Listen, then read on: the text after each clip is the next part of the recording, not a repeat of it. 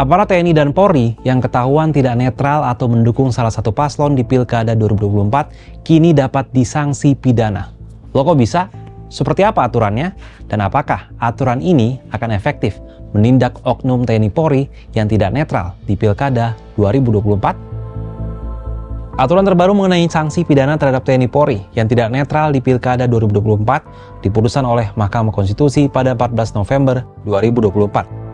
Dalam putusan MK nomor 136, MK menambahkan frasa pejabat daerah dan TNI Polri pada pasal 71 Undang-Undang Pilkada sebagai subjek hukum baru yang bisa dipidana karena melanggar larangan membuat keputusan dan atau tindakan yang menguntungkan atau merugikan pasangan calon dalam pemilihan kepala daerah.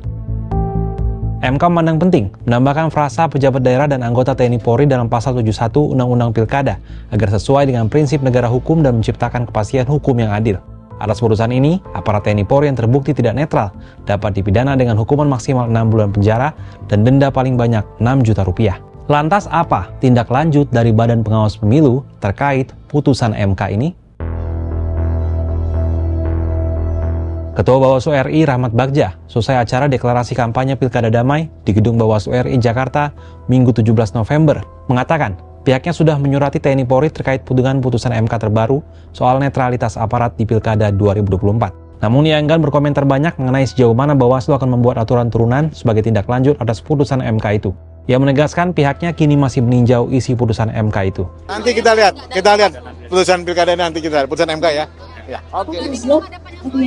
Pertanyaannya, seberapa efektif putusan MK ini dapat mencegah ketidaknetralan TNI Polri dalam politik praktis?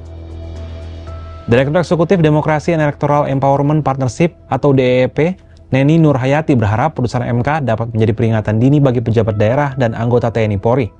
Ia mengingatkan peran Bawaslu sebagai ujung tombak penegakan hukum selama Pilkada 2024 berlangsung. Di beberapa daerah selama tahapan kampanye berlangsung, DEEP telah mendapat banyak laporan dari berbagai pihak terkait ketidakseriusan Bawaslu menangani pelanggaran pemilu.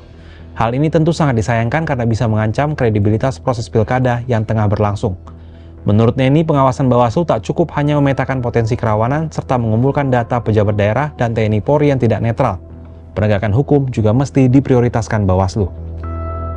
Putusan MK ini tentu menjadi angin segar menjelang hari pemungutan suara Pilkada 2024 yang akan berlangsung pada 27 November 2024. Dengan adanya putusan ini diharapkan tidak ada lagi oknum pejabat daerah maupun TNI Polri yang tidak netral dalam Pilkada 2024. Kalau menurut sahabat Kompas gimana? Apakah putusan MK ini mampu mencegah ketidaknetralan pejabat daerah dan TNI Polri di Pilkada 2024?